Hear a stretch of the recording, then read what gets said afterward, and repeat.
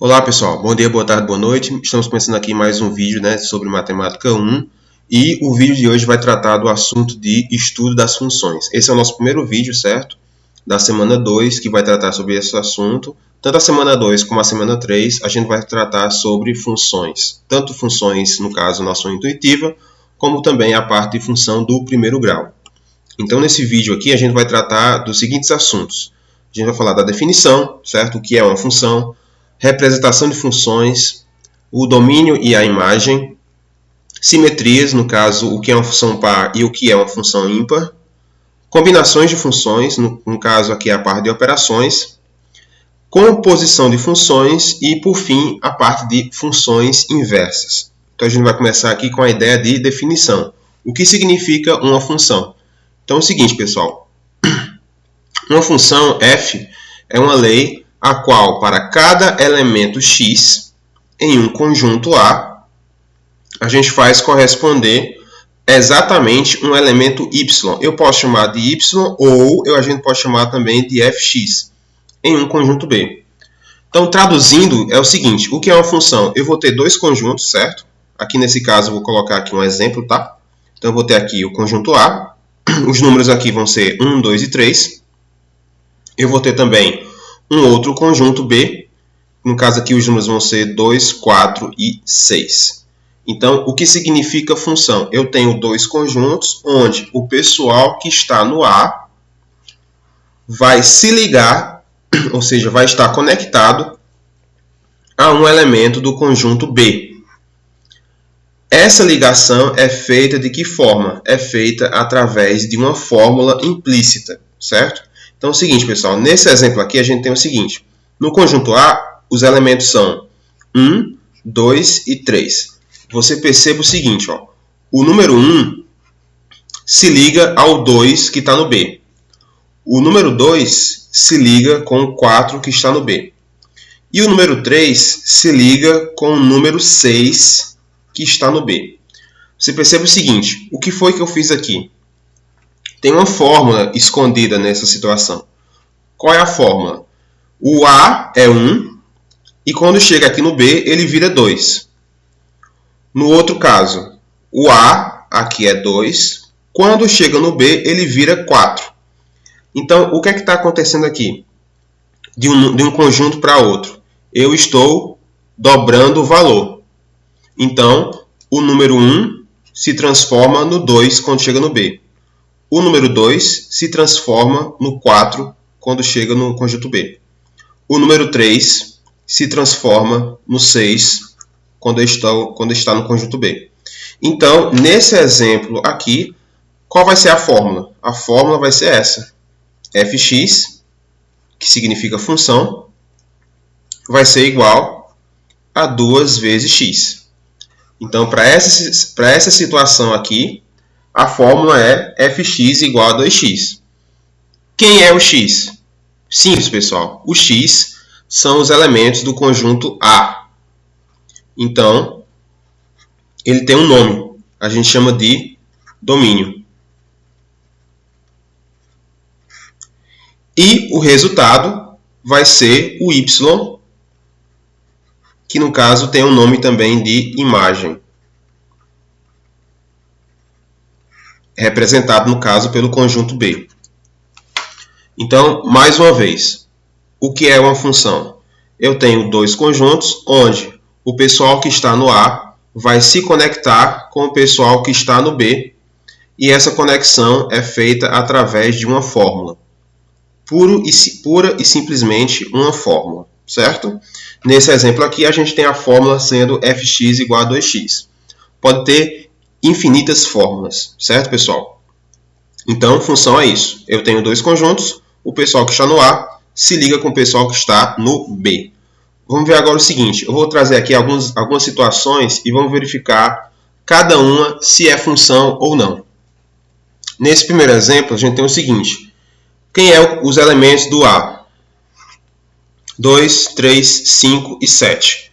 Quem são os elementos do conjunto B? 4, 49, 9 e 36. Aqui é o seguinte, pessoal. Esse exemplo é função ou não? Nesse caso, ela não é não é função. Você pergunta, por que, professor, não é função? Porque é o seguinte, pessoal, para ser função tem que ter algumas condições. Uma condição é o seguinte, o pessoal que faz parte do A tem que estar ligado a alguém do B. Então, você vê que o 5, que faz parte do A, ele não tem seta para o B. Então, ele não tem conexão com o B. Então, só por causa disso, esse primeiro exemplo não é uma função. Certo? Então, o pessoal que está no A, ou seja, o pessoal que faz parte do X, ele tem que ter uma conexão com o pessoal do Y. O segundo exemplo. A gente tem aqui dois conjuntos de novo, né? O conjunto A é formado por 1, 2 e 3. O conjunto B é formado por 4, 12, 8 e menos 8. Esse exemplo é uma função ou não? Nesse caso, pessoal, também não é função. Não é função. Mas você pode dizer, mas por que não é, professor? Todo mundo do A está conectado. Todo mundo do A tem uma seta. Concorda? Sim. Só que tem um problema. Qual é o problema? O 2, pessoal. Você vê que no 2 está partindo duas setas. Ou seja, um X está dando 2Y aqui. Ou seja, um X está dando duas respostas diferentes. Isso, pessoal, não pode acontecer, certo? Então, por causa disso, esse exemplo também não é uma função. Vamos ver agora esse outro exemplo aqui. A gente tem o seguinte. O pessoal que está no A, 3, 0 e menos 3. O pessoal que está no B, 18, 9 e 0. Agora sim, esse exemplo é uma função. É uma função.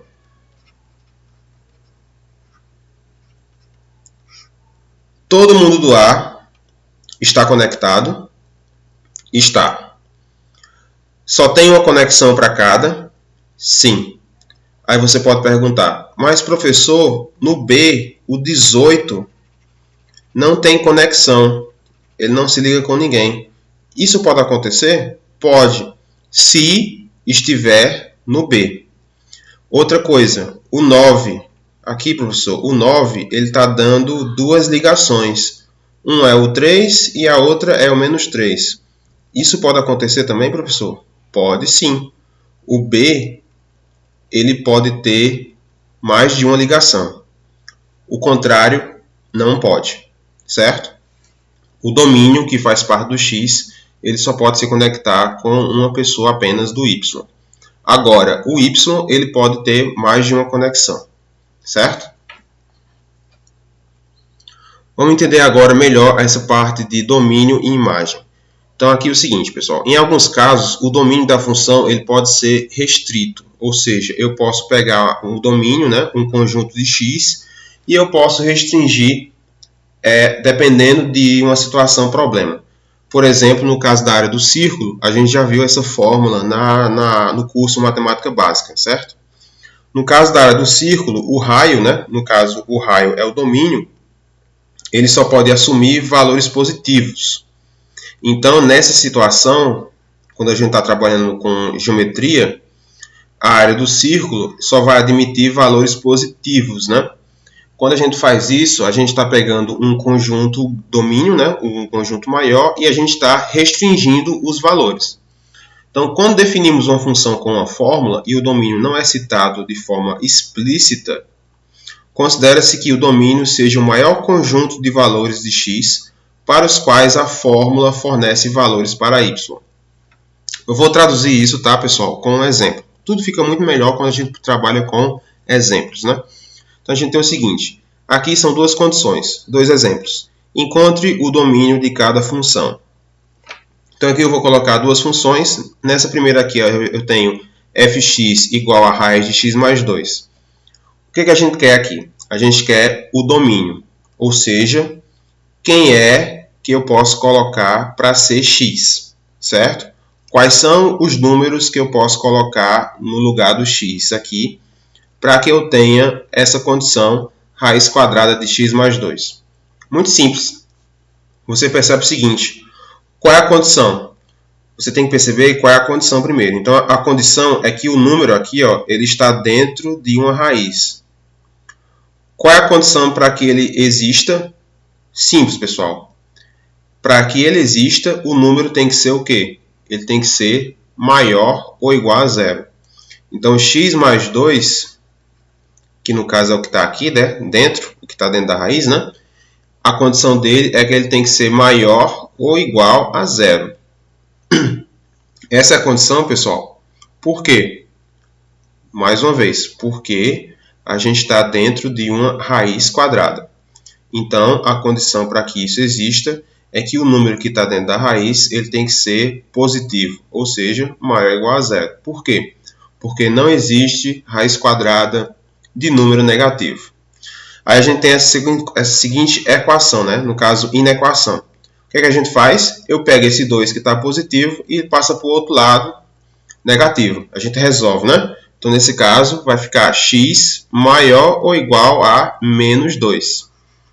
Então, esse é o domínio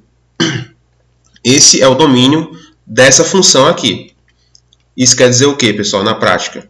Que eu posso pegar qualquer valor de x sendo maior ou igual a menos 2. Então, qualquer número maior ou igual a menos 2 vai dar certo nessa função. Vamos pegar outro exemplo. Agora a gente tem uma fração. A gente tem 1 dividido por x mais 2. Qual é a condição agora? Bom, pessoal, a condição é o seguinte. A gente vai olhar para a parte de baixo, né? O denominador. Qual é a condição para que isso aqui exista? Ele tem que ser diferente de zero. Então, o número que está embaixo é x mais 2. Tem que ser diferente de zero. Por que tem que ser diferente de zero? Porque a condição é simples. Não existe divisão por zero. Então, assim, pessoal, se tiver numa raiz, se tiver dentro de uma raiz, ele tem que ser maior ou igual. Se for uma fração, a gente pega o termo que está na parte de baixo, o denominador, e ele tem que ser diferente de zero. Por quê? Porque, como se trata de uma divisão, não existe divisão por zero. E aqui a gente resolve da mesma maneira. Então, esse 2 vem passar para cá negativo, então vai ficar x tem que ser diferente de menos 2. Esse é o domínio do segundo exemplo. Isso quer dizer o quê? Que eu posso colocar no lugar desse x aqui qualquer número diferente de menos 2. Qualquer número vale, só não pode ser menos 2. Porque se eu colocar menos 2 lá, vai dar zero e aí eu não vou ter a nossa fração. Compreendeu a história? Então, nesse caso, a gente pode pegar um domínio, certo? E restringir ele dependendo da situação trabalhada. Agora a gente vai entender a ideia de simetria, certo? Algumas funções possuem a propriedade especial de serem simétricas em relação a uma reta ou ponto. Quando eu estou falando de simetria, pessoal, eu estou falando do sinal ser ou positivo ou negativo, né? Isso é uma simetria. Positivo, quem é o seu simétrico? Negativo. E vice-versa. Nesse tipo de ideia aqui, no caso de funções, a parte de simetria ela envolve duas condições. A gente tem a função par e a função ímpar. Então, o que significa uma função ser par? Então, é o seguinte, se uma função f satisfazer essa condição aqui, f menos x é igual a f de x, para todo x, essa função é chamada de função par. Traduzindo, né, o que é uma função par? Se o x for negativo, ou se o x for positivo, não importa, ele vai dar a mesma resposta. Isso é uma função par, certo? Então, se o x for negativo ou se ele for positivo, não tem problema, ele vai dar o mesmo resultado. Por exemplo, qual é a função par aqui? A gente tem x ao quadrado. Por que x ao quadrado é par? Vamos pegar um exemplo. Eu posso botar aqui, ó, menos 3 e 3. Eles são simétricos. Menos 3 na função aqui, x ao quadrado, menos 3 ao quadrado vai nos dar 9 positivo, certo? E 3 ao quadrado também vai dar 9 positivo. Então você percebe o seguinte, tanto faz o sinal, se for menos ou se for mais, quando eu jogo na função, o resultado vai dar igual. Então, por causa dessa condição, a função, nesse caso, é uma função par. E o que vai ser uma função ímpar? Justamente o oposto. Então, se uma função satisfazer essa condição aqui agora, ou seja, f de menos x vai dar menos f de x para todo x, a gente tem uma função ímpar. Trocando em miúdos, o que é uma função ímpar? Se eu tenho um valor negativo ou um valor positivo, isso daqui vai me dar respostas diferentes. Então, se for negativo, vai ficar negativo. Se for positivo, eu vou ter uma resposta positiva. Simples assim. Essa é a ideia de função par e função ímpar, pessoal. Então, aqui, vou só corrigir aqui, ó, colocar aqui o sinal de mais. Então, função par, função ímpar, essa é a ideia. Então, por exemplo, função ímpar, um exemplo aqui é x ao cubo. Por que x ao cubo é ímpar? Vamos pegar um exemplo. Vou pegar o mesmo exemplo, menos 3. Se eu colocar menos 3 aqui na função, eu vou ter menos 3 ao cubo, que no caso vai me dar menos 27. Se eu botar 3, eu vou ter 3 ao cubo, que no caso vai me dar 27.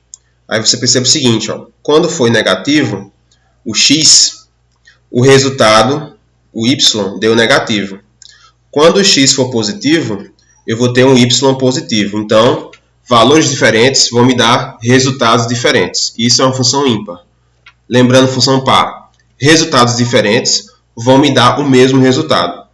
No caso, quando eu falo diferentes, é em relação ao sinal. Certo? Combinações de funções. Quando eu falo de combinações de funções, pessoal, eu estou falando de operações. O que são as operações? São aquelas que a gente já conhece, né? No caso, sejam f e g funções com domínios A e B, a gente pode fazer as seguintes operações aqui, né? Funções. A gente tem a soma, então a função soma. Se eu tenho duas funções somando, eu posso somá-las, certo? Então, a função da soma é a soma das funções. A função diferença vai ser a diferença das funções.